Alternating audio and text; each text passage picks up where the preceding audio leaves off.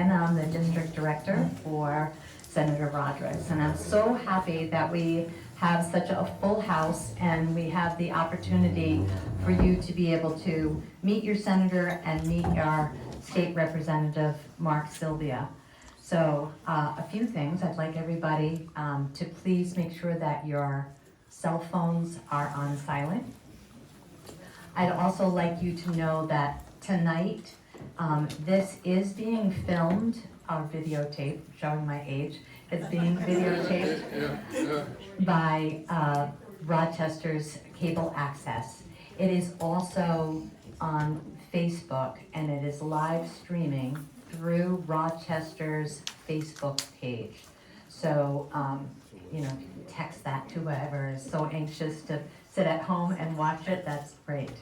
So just for the format, so everybody understands what to expect tonight, is that Senator Rodrigues and then Representative Sylvia will have an opportunity to welcome you and each of them will make a statement, and then we are going to open up the floor to questions and answers. So what I am going to ask is that we're going to take 2 questions apiece, myself and Betty. We've got 1 microphone, so we're going to share it amongst everybody. I'm going to ask that you think about formulating your question concisely. If by chance you have a burning desire to talk at length about an issue that goes beyond here, please know that you can come to one of us. There's many staff people. I'm here, Betty's here, Kyle and Steve. We will be more than happy to sit with you, take your name, listen to your issue, and then get back in touch with you, because not everything can be answered here. With that being said, it is my pleasure and honor to welcome and introduce Senator Michael Rodrigues.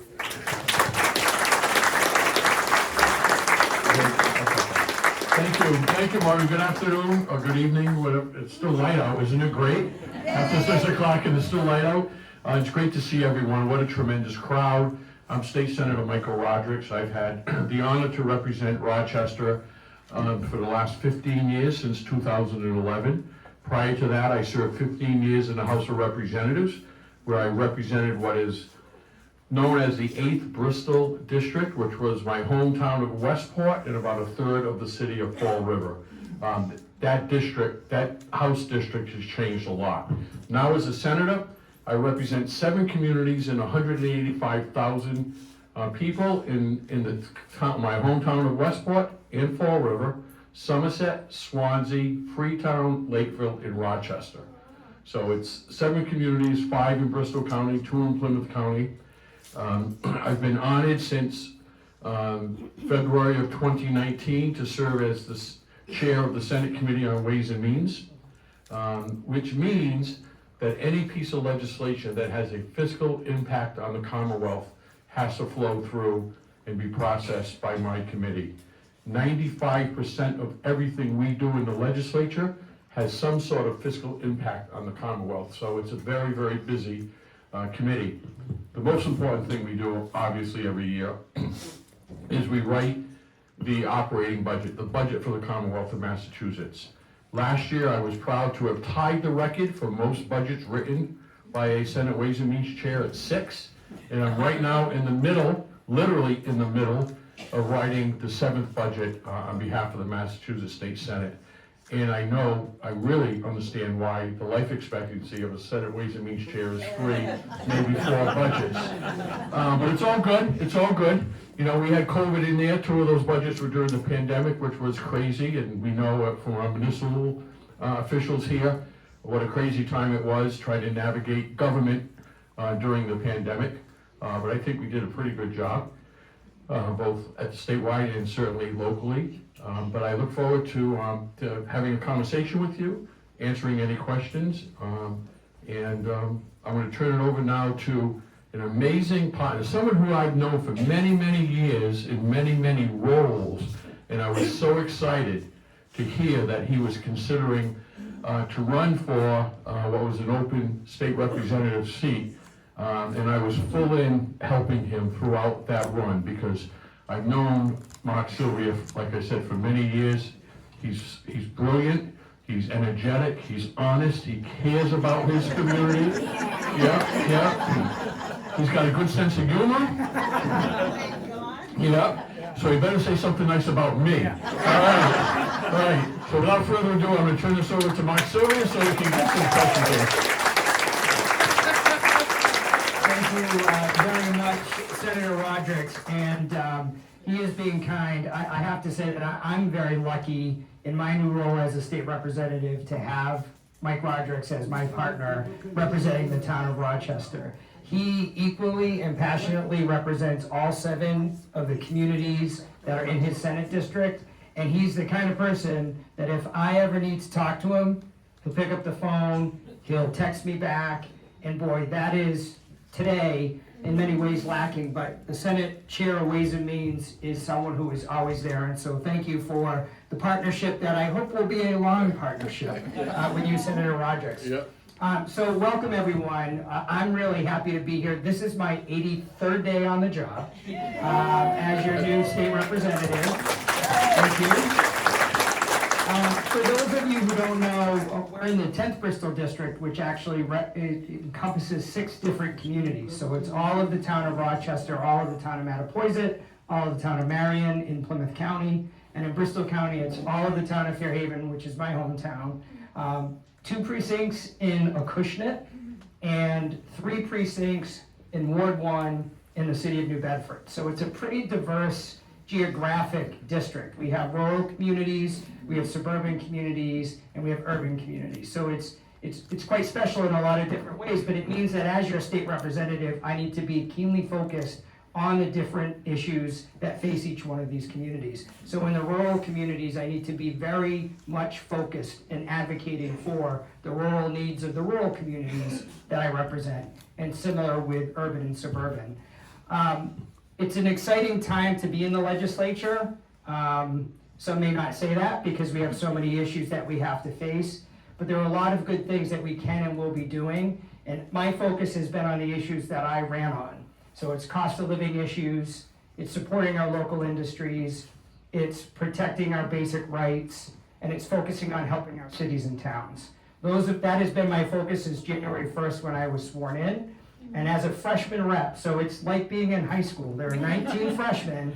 They tell us the pool's on the 5th floor of the State House, and there is no pool. But I will say that it's given me the opportunity to get out into our communities, to meet with people, to meet with our local officials, to bring state officials in, to meet with local officials on issues that matter to us, to meet with constituents here in the district, office hours in all 6 communities, and up at the State House.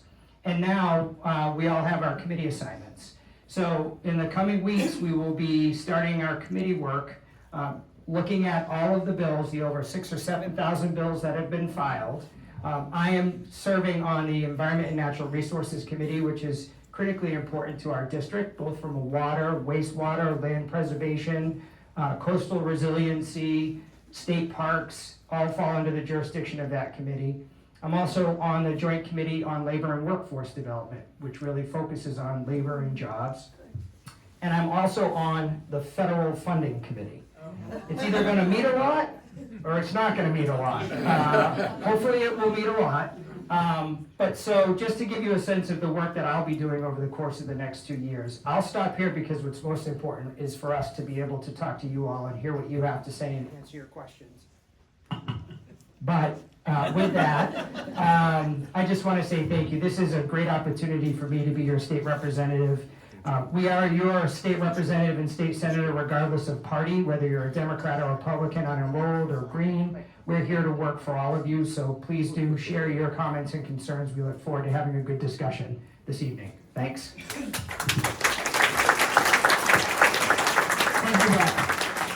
I would be remiss if I did not recognize that we have a few people who took time out of their busy or added to their already busy day, in addition to all of you. But we have Cameron Durant as your town manager, Adam Murphy, your select board member, Bethany Butho, I apologize if I'm not saying that correctly. She is the director of Alt Colony. We have Kate Dugan, is school committee, and Gary Linham, principal at Old Colony, and Paul Chiaburri. Did I say that right, Paul? Close, okay. So we're going to open up the floor to questions. Again, we're going to take two at a time.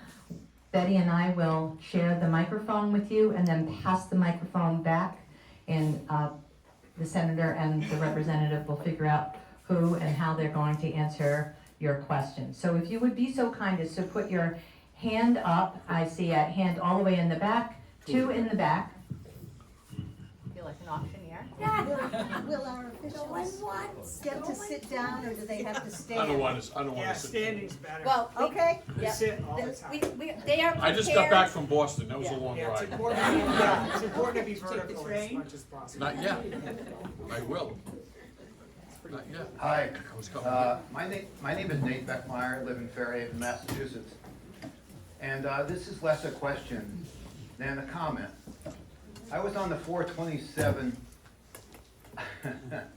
brand new commuter rail to Boston. I was one of the first people to ride that train. I waited for 45 years, I think, now for that train. It was the happiest day in my life. And I want to say one thing. There's been a lot of negativity in this world up until that moment when I got on that train, myself included. I have never seen so many happy people. And I want to thank whatever your roles were in that for what you did. I know this has been an up and down thing, in and out, up and down, here it goes, there it goes, back and forth. It happened. It's real. Take the ride, gang. This is new. This is great. And this is a big deal for the whole area, Rochester, everywhere. This is a big deal, so thank you.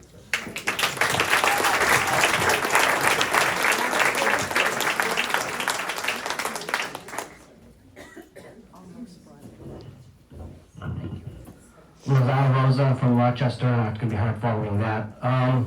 So my question is, last year we voted to leave the green communities. What would you say to talk us back into it?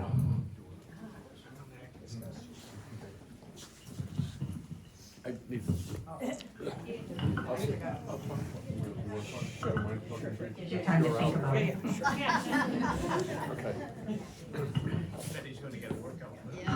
Betty, you are gonna get a workout, I know.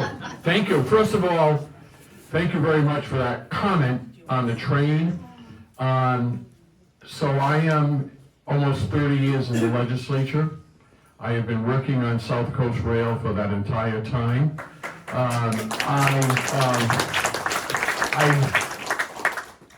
I did post a video a couple weeks ago where I had two groundbreaking shovels from South Coast Rail. The first it says right, matter of fact, the term South Coast was not even coined at the time. It was the Fall River, New Bedford commuter rail line. It was we had a groundbreaking, and the shovel was given to me by then Governor Paul Cellucci in October of 1998. The second shovel was given to me in July of 2019 by then Governor Charlie Baker. And I have to tell you, it was Governor Baker that made it a reality, because 7 governors I've been working. Weld, Cellucci, Swift, Romney, Patrick, Baker, and now Healy. It was Governor Baker that made it a reality. And I was so proud to write it. So do take a ride. For the next week, it is free. Throughout April, on weekends, it's free. It's an amazing ride. You get to see things, this from a different perspective. It's wonderful. So thank you very much. And I always said, and I said this the other day, that if I had $1 for everyone that told me, I'll believe it when I see it, I'd be a millionaire. And now you see it, now you can believe it. I'll turn this, for the Green Communities Act, I'll turn it over to Representative Sylvia. Thank you, Senator. And I do want to recognize State Representative Steve Willett is here. He's in the freshman class with me. we'd be happy for you to answer any Rochester-related questions, of course, but Steve actually represents Acushnet, Westport, Fall River, New Bedford, and Freetown. Did I get that all right? Yep. He's He's the 8th Bristol district. So before I talk about green communities, I just want to say, isn't it impressive that in 83 days I delivered the train to everybody?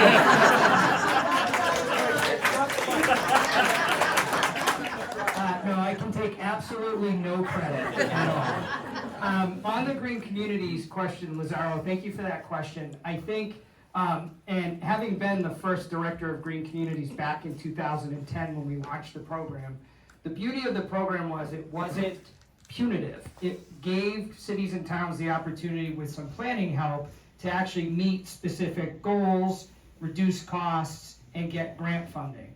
I do think, and I know Rochester wrestled with it, that there are some provisions in the Green Communities program that are not as flexible as they once were.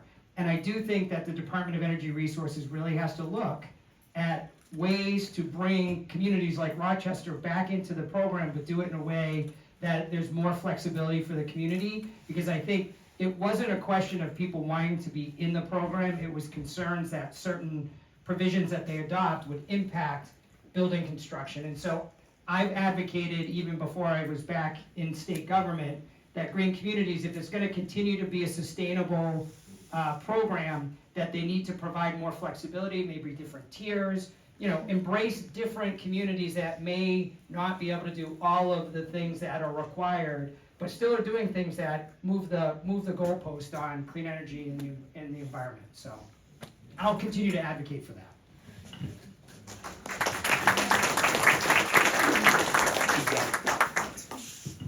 Hi, my name is Diane Cook. I live in Marion. On the green communities, and specifically when you were speaking about tiers, I just got my electric bill program.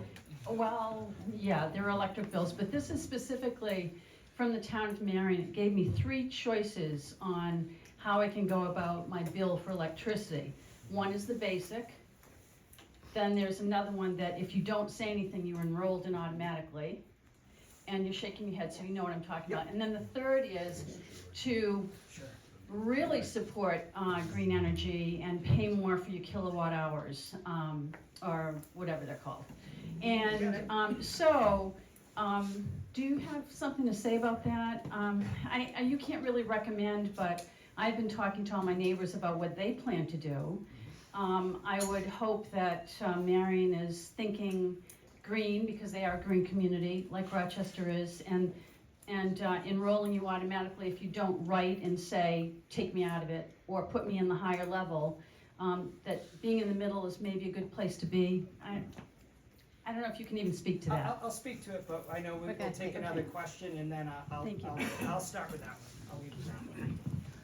Good evening, Nikki Osborne from Mattapoisett. I'm wondering, with the budget cuts that we anticipate from the federal government that are already happening, how in the heck are you developing a state budget that's going to be able to address all of these many needs that are not going to be, they're going to be unfunded coming down to the state? You're the energy expert, I'm the budget expert, so you can do that, you can trust it. I definitely don't want to be a one-trick pony. That's really important.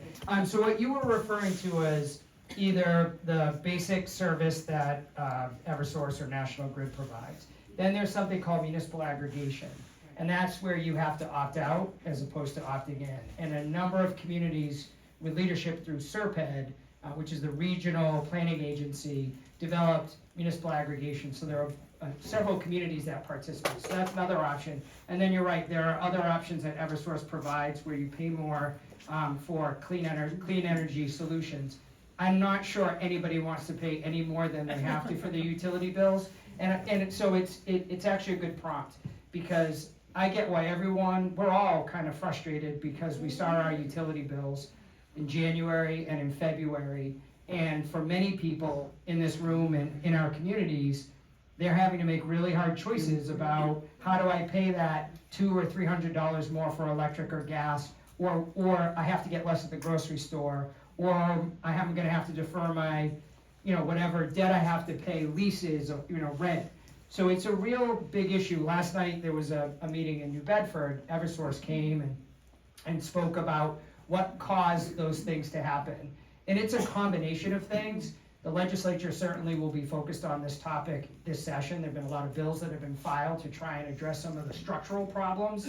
But it is something that is affecting everyone. And it's gonna be really important for us to figure out ways to allow for relief in the short term, if and when this happens again, because we had a cold winter, rates went up. It was literally a perfect storm between the two.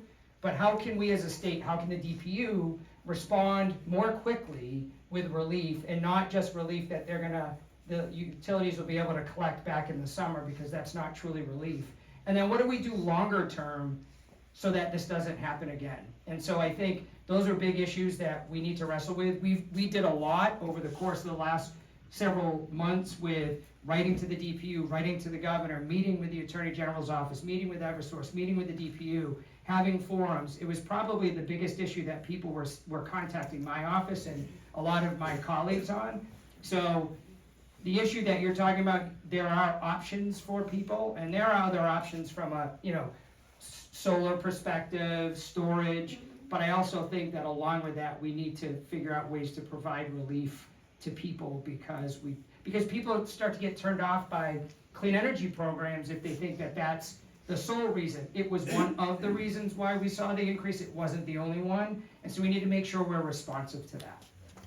Now, you get the easier question. I'm a budget nerd, so I actually think budget questions are easier than energy, especially Mark is just an expert on energy issues. It's very difficult. Like I said, this is the 7th budget I've written. It's going to be about a $60 billion budget. The amount of information, the amount of misinformation, the amount of changing information coming out of DC over the last couple months is dizzying.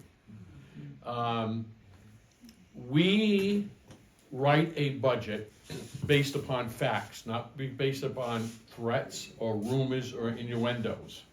We started writing this budget last December, actually the 4th of December, when I, representing the Senate, my colleague Aaron Mikowitz, who's the chair of the House Committee on Ways and Means, representing the House, and Secretary of Administration and Finance, Matt Gorkowitz, representing the governor, we convened what we call a consensus revenue hearing, where we collect, and we're lucky in Massachusetts, we have a lot of great economists. Never mind, we have the Federal Reserve, we have our own Department of Revenue, we have MIT and Harvard and Northeastern, and we have a lot of smart economists, and we collectively reach what's known as a consensus revenue agreement. How much money do we think, in this case for fiscal year 26, what's the state's revenue going to be to build a budget on in FY 26? We reached that consensus. The governor has the next step in the budget process. By Constitution, the governor has to file his or her proposal by the 3rd Wednesday in January. That was done. Next is the House of Representatives. All money bills, quote unquote, have to start in the House of Representatives. So it is now in Mark's shop, where the House will be the first out of the gate with its version of the budget. Now, with all due respect for the governor, like I said, I'm on 7, be they Democrat or Republican governors, the governor's budget is more of a political statement than a practical document. Why? Because while the Constitution does require we pass a balanced budget, which we do, the governor does not have to file a balanced budget. Governor's budgets are based on a series of assumptions. Assuming we're going to tax candy, assuming we're going to do this, or assuming we're going to do that, this is the revenue we're going to assume, and they build a budget upon that. Every governor does that. Like I said, Democrat or Republican, they've all done that. We will pass a budget built upon facts. Maybe we'll accept some of the proposals to increase revenue or make cuts. Maybe we won't, but we'll have to do that in law, in statute, before we can assume it. So now what's happening in DC? Every day we hear something. We hear from our agricultural communities that the USDA is getting decimated. The cranberry industry, I serve as co-chair of the Cranberry Research Station Board of Directors in Wareham. Even though it's in Wareham, it's a UMass Amherst facility. with the UMass Amherst Stockbridge School of Agriculture. It's the preeminent cranberry research facility in the world is right there in Wareham. They are scared, all their scientists study pest management, water control, disease management, trying to create new varieties and species of cranberries to provide better yields for our cranberry growers. All the scientists are gone, all let go. The tariffs, so what does that do to the cranberry industry? We're worried. Tariffs that are gonna have an effect on the regular revenue and the economy. What is that gonna do? We will adjust as we go. We're very nimble. We have great staff that are monitoring everything, but it's dizzying. It really is, the changes. But we will, because we have to. Unlike DC, that can just print more money or do continuing resolutions, whatever they call it, we have to pass a balanced budget every year. We have, every year that I've been there.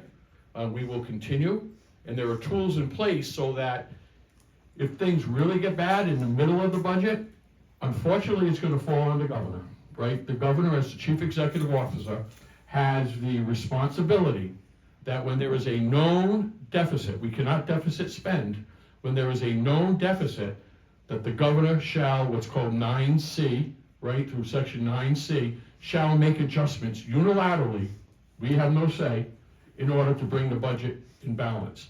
That's scary. It's scary for our local municipal officials, right?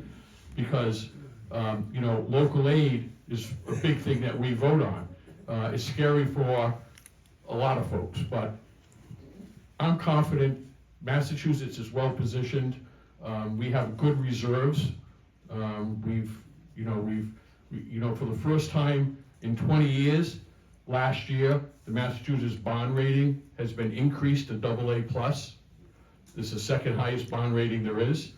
First time in 20 years, our bond rating increased.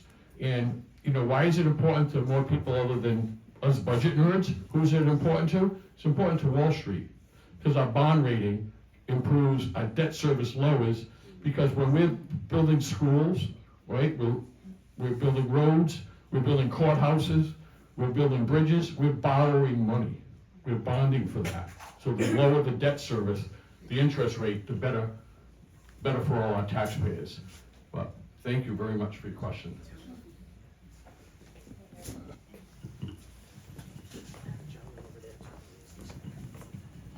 Thank you. Nikki DeMarcus, Mattapoisett.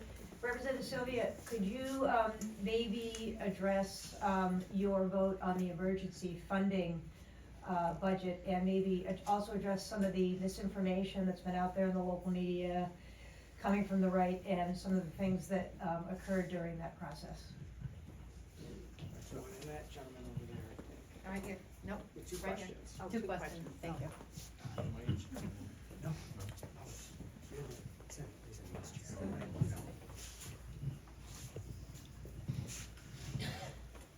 Fred Underhill, Rochester. First of all, I'd like to thank Senator Rodrigues for getting a grant for Rochester to study the water study for Snippatuit Pond, Snippatuit Brook, Mattapoisett River Valley, and also Great Quiticus. They're all intertwined. They all mean so much to the whole area, and I thank you. Hopefully this will work out well and we'll get some good information out of this. Secondly, for our new state rep, I gotta sit down and talk to you about water. Deal. And New Bedford. Yep. For 130 years, they've been taking Rochester over the coals.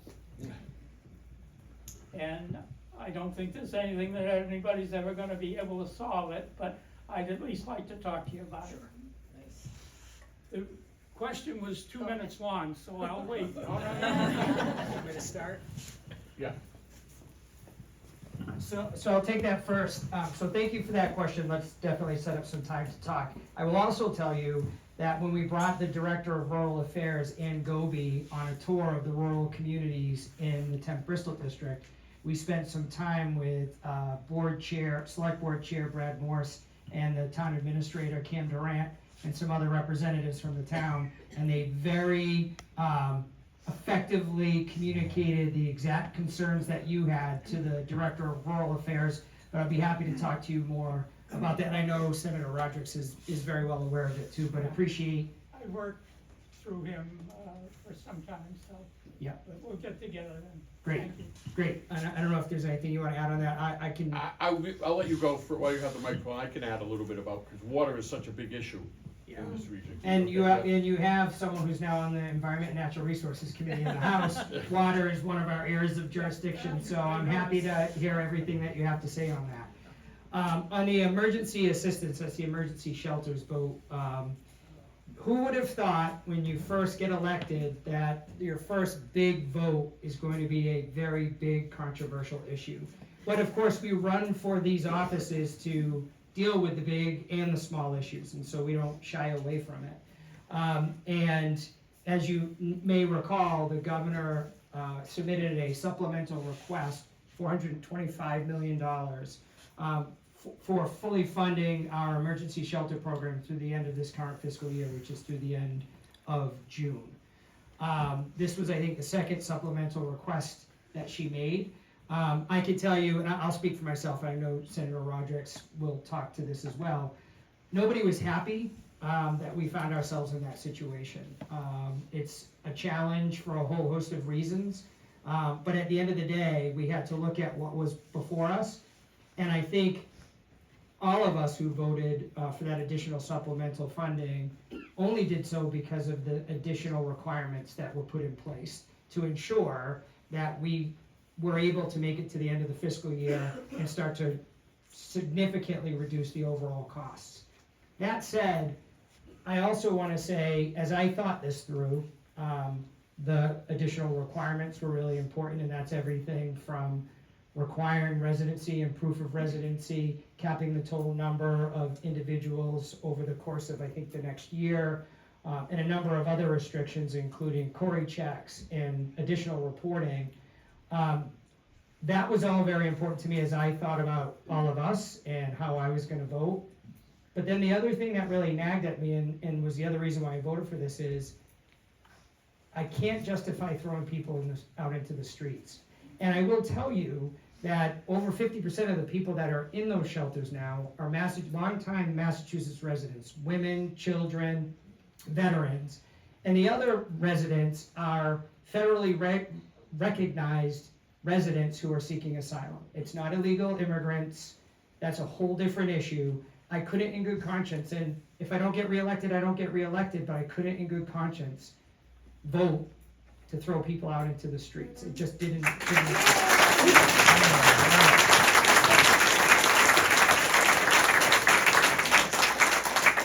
Thank you, Representative. That was a tough issue for your first vote in the legislature. It's your first controversial big vote is always scary, right? And then you realize that, you know, as long as you do what's right in your heart, you know, you'll be okay. So thank you very much for doing that. I'll address that a little bit. Let me talk a little bit about water. So I was running for the state senate. Like I said, I was a state rep out of Westport and Fall River. In May, anybody remember what happened in May of 2010? The floods, right? The great floods. In my case, it was North and South Watuppa ponds in Fall River that overflowed and caused all kind of problems. Here was the Assawamsett Pond Complex. All the ponds collectively overflowed. The difference is the South Watuppa Pond drains through what's called the Quikasham River. That's what the city of Fall River is named after. There's a 190-foot drop between elevation change between the South Watuppa Pond and the Taunton River. That's what powered the mills. All the mills were powered by the Quikasham River, by that water power. Of all the ponds, part of the Assawamsett Pond Complex, the APC, it's easier to say that than Assawamsett Pond Complex. The APC, there's one outlet, the Nemasket River. And there's a 19-foot drop in the Nemasket River, not 190-foot, a 19-foot drop, and it's all silted in, so there's very little flow. So we've been working since then, and made a lot of success, have had a lot of successes since then in primarily flood management issues. We've got permits now to dredge the Nemasket, trying to get permits, environmental permits. You all know how difficult it can be. We've done a lot of weed, because it's so shallow in many areas, a lot of weed management control, weed eradication, invasive weed eradication. So we spent a lot of time, I spent a lot of time learning about the APC, and spent a lot of time with you, Fred, and Stipatuit Brook, and so it's funny how in this business, I'm not an expert on water, but I know more about this than I ever thought I ever would. And that's what makes our job so great, is the diversity of issues that we work on each and every day. And as far as the emergency assistance, shelter, I know it well, as Ways and Means Chair, everything flows through our committee, and it was difficult for many reasons. It's misrepresented, illegal immigrants, they're not, everyone in the system is illegal. There was conversations about they have precedence over veterans, they do not. This is, the emergency assistance shelter program is for children, families, or pregnant women, period. That's who's in those programs. So, do we have an issue with homelessness everywhere? We do. Do we have an issue with homeless veterans? We do.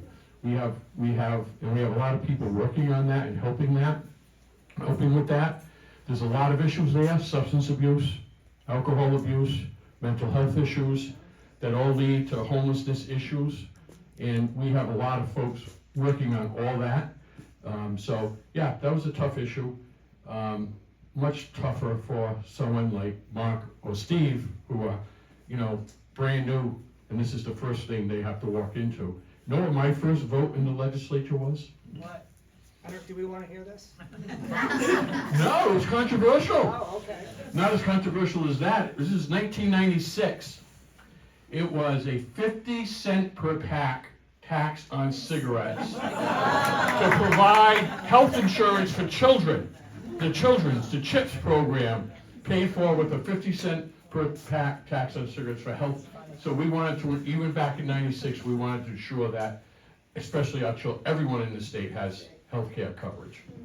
So it was controversial. My dad was a smoker, so.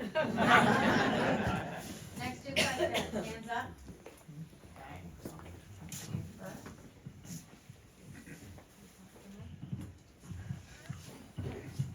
My question is about experience, and I look at the trust that we put in people that are 84 days in on the roll, 83, sorry.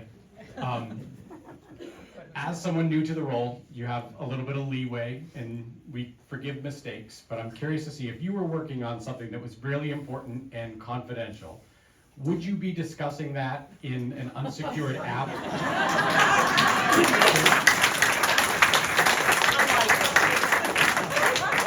With maybe a member of the press involved. That's the first question. That's an easy one. Hi, I'm Elizabeth Sherry. I'm from Mattapoisett, and I'm the director of the Elizabeth Tamper Library in Marion. And I know Representative Sylvia just came to our grand reopening on Monday. I really appreciate the support. So, for those of you who don't know, there was an executive order recently issued targeting the IMLS, which is the Institute of Museum and Library Services. And this could ultimately affect libraries' abilities to provide some of our really basic services, access to databases, interlibrary loan, which is what allows us to share books between libraries, providing ebooks and audiobooks, and grants that support library programs. The IMLS costs taxpayers about 87 cents per person, so cheap at the cost. And I just want to bring awareness to this. I want to urge people to reach out to their rep to express their support for libraries, and I'd also like to hear about how our reps are supporting libraries in the face of these cuts and other attacks that we've experienced over the past few years. Thank you. Yeah, I'll go first with that. Thank you. To the answer about, no, the answer is simply no. Okay. Libraries are very important to us in the Commonwealth of Massachusetts. We have 2 line items in the budget that are in tens of millions of dollars. One's the state aid for municipal libraries and state aid for regional libraries. We also provide state aid for communities that want to build a new library. Swansea is building a new library in my community after, God, I don't know, it was like over 100 years old. And I look at, in my hometown in Westport, the library is absolutely the center point of the community. In Lakeville, the library is the center point of the community. So libraries are very, very important. We are, again, monitoring very closely everything that's happening with federal cuts. The truth is, we cannot backfill every federal cut. The issue that keeps me up at night is actually Medicare. $60 billion budget, 38%, about $21 billion is Medicaid in Massachusetts. We have a population that's getting older. By 2030, which is just a couple of years down the road, there are going to be more Massachusetts residents over the age of 60 than under the age of 20. You think about long-term care, you think about home care, you think about all the I see, you know this well, right? All the we have been trying really, really hard over the last 20 years to allow people to age at their home, in their house, right? Home care services, visiting nurses, Meals on Wheels, all those services, many of those are covered by Medicaid. Yes. And every dollar we spend on Medicaid, we get reimbursed, in most cases, 50 cents to the dollar. We don't get reimbursed for everything because Massachusetts, we do things in Massachusetts like actually pay for oral health care for our seniors. Right? The federal government doesn't recognize that and they won't reimburse that. You know, eyeglasses, hearing aids, you know, hard medical equipment. So if you need a wheelchair or a medical equipment, we will cover that. So that's what keeps, because that's the, you know, libraries are expensive, but nothing compares to Mass Health and Medicaid. So, you know, we're monitoring that closely, but rest assured, Massachusetts has and will continue to support our libraries.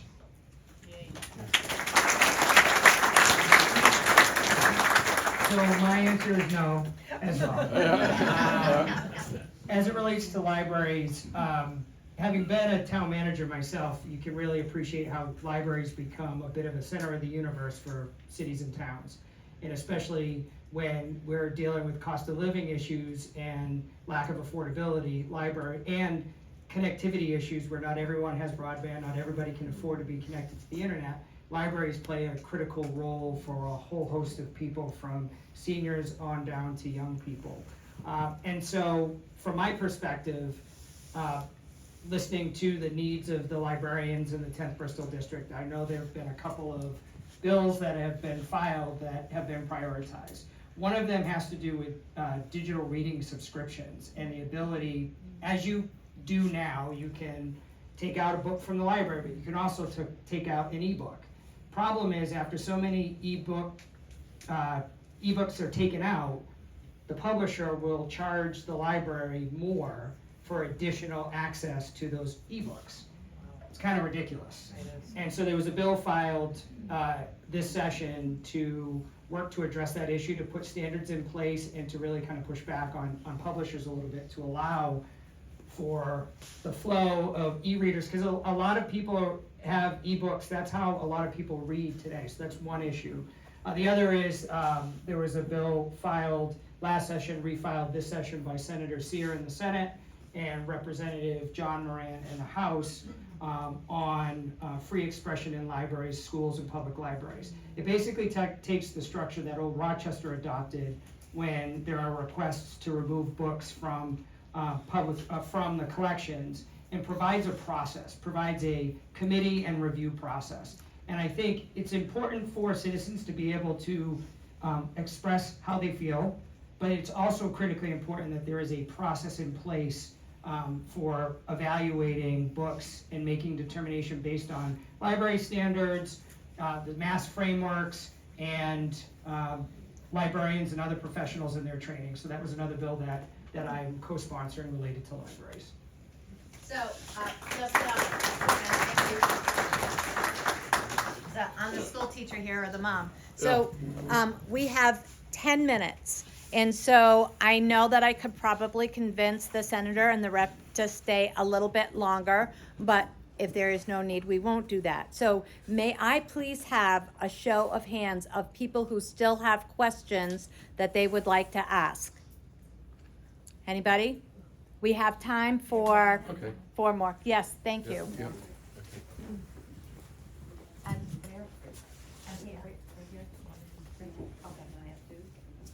Frances Kearns from Mattapoisett.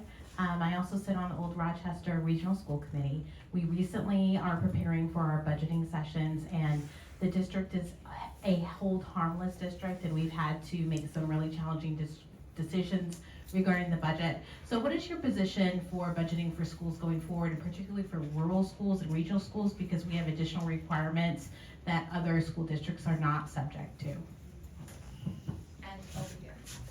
Start with the budget seat. Thank you. I can't help myself. The question around Medicaid is very concerning to me as well. And knowing that we only get 50 cents on the dollar, and there are many, many people that are living in group homes, living independently, as you say, that are getting supported by caregivers who, and currently, as I understand it, 30% of these positions are vacant because we do not pay the direct care workers enough. So with these Medicaid cuts, it seems to me that the only option is going to be to open up some kind of institutions again. And that would just, of course, set us back light years. And I don't know what you do about it, but I hope you do. There you go. Thank you so much. Want me to go first? Okay, school funding. The largest line item in the budget is Medicaid, right? Second largest line item in the budget is so-called Chapter 70. Chapter 70 was established in 1993 in the Education Reform Act in 93 for the first time, where the state made significant investments supporting our local municipalities in their K through 12 education. Prior to that, when I was growing up in school, prior to that, it was on the town. And if you happen to get lucky enough to get a state aid grant here or there, otherwise it was all the town's responsibility. And what happened was that the state was sued because there was disparate educational opportunities in Massachusetts. If you were in Westport, you got one standard. If you were in Wellesley, you got a different standard, right? So they created, it's a very complicated formula, but it measures as best as they can measure the quote-unquote wealth of a community, the community's ability to contribute to its local school budget, and establishes what's called a foundation budget, that every community has to meet this certain foundation level of spending.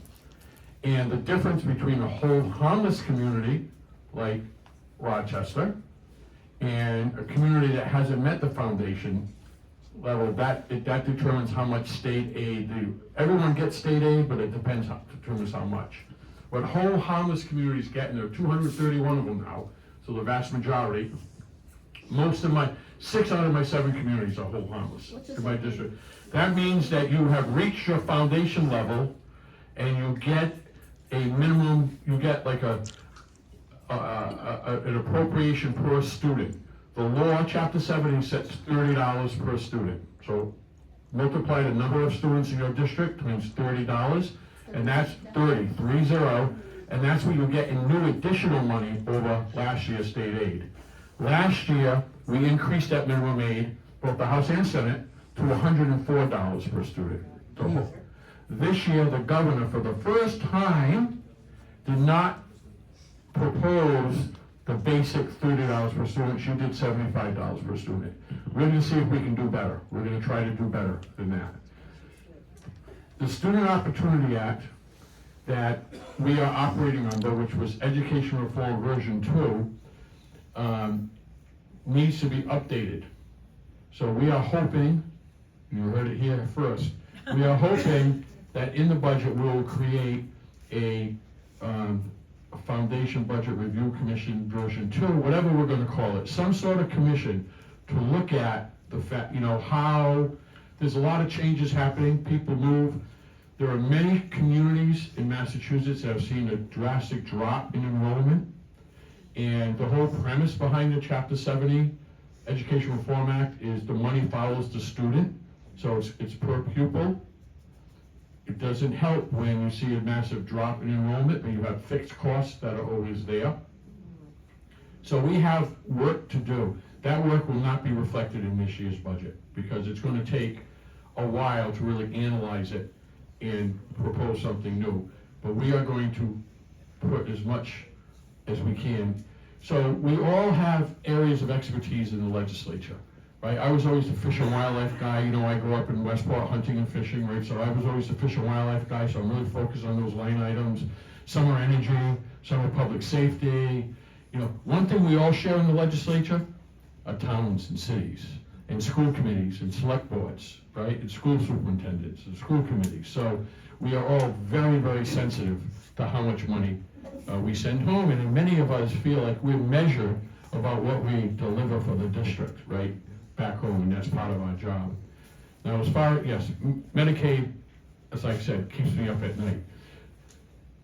So we get a 50-cent reimbursement. If it's a $21 billion budget, that means almost $1 billion a month in federal reimbursement comes to the Commonwealth of Massachusetts. You play with that by just a little bit, and you put a big hole in the budget. And I tell everybody, if that happens, all bets are off. Because we have to have a balanced budget, and we will have a balanced budget. And we do have a pretty good, you know, savings account. The so-called rainy day fund is in good shape, but we can't deplete it all in 1 year. And Medicaid can threaten to do that. So, you know, we have an aging, as again, I said, an aging population. You know, what's very concerning about us globally, we talk a lot, and the representative mentioned it a couple times, is competitiveness and affordability, right? And so, what's unaffordable in Massachusetts? Certainly housing, right? Housing is crazy in Massachusetts. We're trying to address that with a big housing bond bill by the MBTA Communities Act, not all of which is without controversy. Childcare. Right, we have many two working families, if there are two, you know, family, right? So we have childcare, something we focused a lot on for EEC, early education and care. Higher education, right? Kids are going to college, yeah, but they're graduating with six-figure, you know, debt, right? We created free community college. It's not free, nothing's free. It means that we are paying, the state is paying the cost of community college. So every student in Massachusetts can get a start in a higher education career by attending a community college with no tuition or fees. So we're addressing those affordability issues. And for me, what's really scary is that you look at who's leaving Massachusetts. A lot of people say, oh, it's going to be all the millionaires are going to leave because of the millionaires tax, the fair share. Now, they've been leaving Massachusetts my whole life, right? You retire, you've got some money, you go down to Florida where you can play golf 12 months a year, and you can't beat zero. They have zero income tax, you can't beat zero, right? But the number one demographic of people leaving are the 19 to 40-year-olds. That's what's scary, because that's when, that's way in my rearview mirror, but that's when, we were the most ambitious and productive and starting our families and getting involved in our communities and getting involved in our schools and our churches and our little leagues. And that is all primarily about housing. So we spend a lot of time working on that. I don't have a lot to add, because you are Senate Chair of Ways and Means. But I will say, I appreciate what the Senator said, particularly about Chapter 70 and the hope that there may be some opportunity for additional per pupil aid for 2026. Again, we don't know what's going to happen with the federal government, and the commitment that we will look at the formula for the future, because things do need to change based on the feedback that we've been getting. And I would just say, to add to that, here in Rochester, your select board, your town administrator, your representatives to your local school committee and your regional school committee have been advocating for more funding for the town of Rochester for schools and their other priorities. And so our job is to hear that and do what we can to bring more support, because we also know, and I would say in all of the 5 towns that I represent, everyone is at their full 2.5. And communities, with everything else that's rising, utility costs, housing costs, everyday costs, it's very hard to convince members of your community to vote for an override to increase your property taxes. So we have to do what we can to try and help address some of those issues, because cities and towns are trying to do what they can with what they have. And the last thing that we want to see is a reduction in services, but that's part of the challenge we have. So as someone who was a town manager and is town moderator still for maybe the next 2 years, I especially, when we talk about the things that we care about in the legislature, helping cities and towns in my district is really going to be something that is going to be an important focus for me. Like I said, I don't want to be a one-trick pony. I'm not just an energy guy. Aid to cities and towns and supporting our communities and connecting the dots and finding resources for our city and towns is really important to me. We have time for 2 more questions. Any more? 2 more questions? Can we make closing statements? Just one more, if nobody else does. And then a closing statement by both of Senator and the rep. Okay. I'm not sure this is true, but I think we've been talking about education, and it seems to be very important to everybody in the room, and hopefully in the whole country. But in Massachusetts, we spend we get reimbursed by the federal government by 15%, and then a state like Mississippi, for instance, 74% of their education is paid by the reimbursed or paid by the federal government. Do I have my figures right from what I've read? And then I think about, we sit in Massachusetts and we feel somewhat comfortable because we're funded. I'm thinking about the entire country and the disparity and the anger and the education levels of so much of our country is going down, down, down like crazy. And we can do things in our state, in our town. We're small here in Massachusetts, but what do we do about the whole country? How do we input and make any give any energy to that so that it gets heard? Is there another question?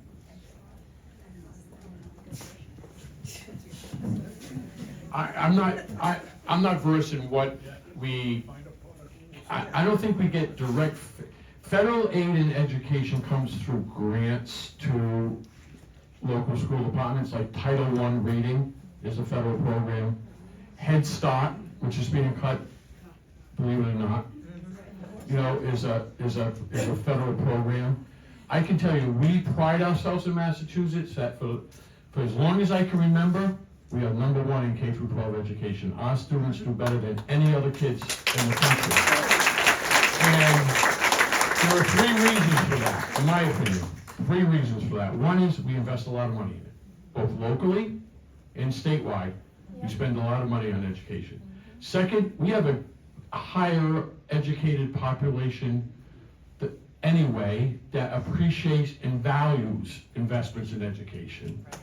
And third, unfortunately we have no more, we had very strong standards and accountability. I'm very, very worried that by getting rid of the MCAS test, without replacing it with something else, like New York got rid of their regents, but they're replacing it with something else. So it's not like, so we got rid of it without replacing it. I'm very, very worried about where our position falls in the future, and I hope I'm wrong.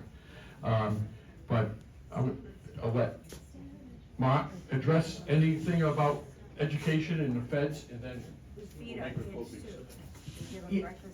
Yeah, I mean, the only thing that I'll say is, thank God we have a member of Congress and 2 U.S. senators, because quite honestly, they're the ones that are representing us in Congress, and so anything federally that happens is either grassroots from the voters of Massachusetts, or it's through our elected officials. Just like locally, we're empowered as your representatives to fight in Boston, we have federal legislators that we elect to do the same for us. And so I think part of how we change that dynamic is to empower and support our legislators at the federal level, and to get more engaged with other states that are close by, to strengthen numbers. Closing statements? Sure, great. Yep. Well, I'll be very brief, but thank you very much to the town of Rochester, to the Council on Aging, to everyone that showed up tonight. I think this is a really important part of what we do as your elected officials, is engage with people and hear what you have to say now, and after this is over, I'm sure folks will want to talk to us afterwards, and happy to stick around for a little while. But our job at the end of the day is to be effective representatives for all of you. And the best way we can do that is to be engaged with you as much as possible in these settings, in office hours, in the communities that we hold office hours in, and one-on-one. So please feel free. I didn't introduce Betty DeBenedictis, and I probably should have, and that's what I'll end with. But Betty DeBenedictis is my legislative director. Betty is right there. You saw her running around this evening. Betty has 18 years of experience on Beacon Hill. She worked for Representative Matt Muratori, who was a Republican representative from Plymouth, and before that, Tom Coulter, a Democrat from Kingston. So she knows, I always like to say she knows where the bodies are buried, but that has kind of a negative connotation to it. Betty knows how to get things done. She knows how to work across the aisle with other staff. She knows how to get to different agencies and different liaisons at other agencies, and so it's invaluable for me to be effective in my first term. So between Betty and I, if you have anything, if you want to talk to us, if you have any issues or concerns, please let us know. And just know, I wake up every morning thinking about what I can do to fight for our district, and I go to bed at night thinking about what I'm going to do the next day to fight for us. So please know that you have someone who's going to fight for you every day, and I just want to thank you for being here this evening. Thank you, Mark. You can see why I always say I'm lucky that, I have Mark as a brand new state representative and partner here representing the town of Rochester. I don't want to leave note on being a Debbie Downer. We talked about all the, scary news out there and stuff, but there's a lot of great things happening in the Commonwealth of Massachusetts. We are in good shape. We have record amount of money in our stabilization account. So we're going to be able to weather this storm. There have been other storms in the past. We have amazing communities. There's some great things happening here in Rochester, right here at the Council on Aging. I love it here. We come. The food here is amazing, right? So I do like to eat. So I want to thank you all, and know, as Mark says, Representative Sylvia said, Maureen Flanagan is my district director. She's full-time in the district. I'm at the State House every day, right? I have to be with the responsibility that I have. Kyle is not only my Uber driver, because, truth be told, although I can't wait to take the train more often now. Me too. Yeah. Truth be told, I don't drive, because I'm on the phone. Everybody that knows me knows that between 8 and 9:30 every morning, I am on the phone, I am texting, I am emailing, I'm real anal when it comes to communicating. So Kyle, driving is part of his responsibility, but he works full-time with me at the State House and really serves as an intermediary between all of you and Maureen and different various state agencies. And then Steve Sylvia is part-time. Steve worked for 32 years for Representative Bill Strauss. So Steve knows Rochester, Steve knows Mattapoisett, Steve knows Bill. So Steve works with me part-time, helps me out, especially in the eastern part of my district here in Rochester and Lakeville and Freetown. But we're here for you. That's what we do every day. As Bill said, we wake up in the morning thinking about what we have to do to help our district. We go to bed at night thinking about what we have to do to help our district, and we usually dream all night on what we fantasize about doing for our district. If money was no object. Well, thank you all very much. Thank you.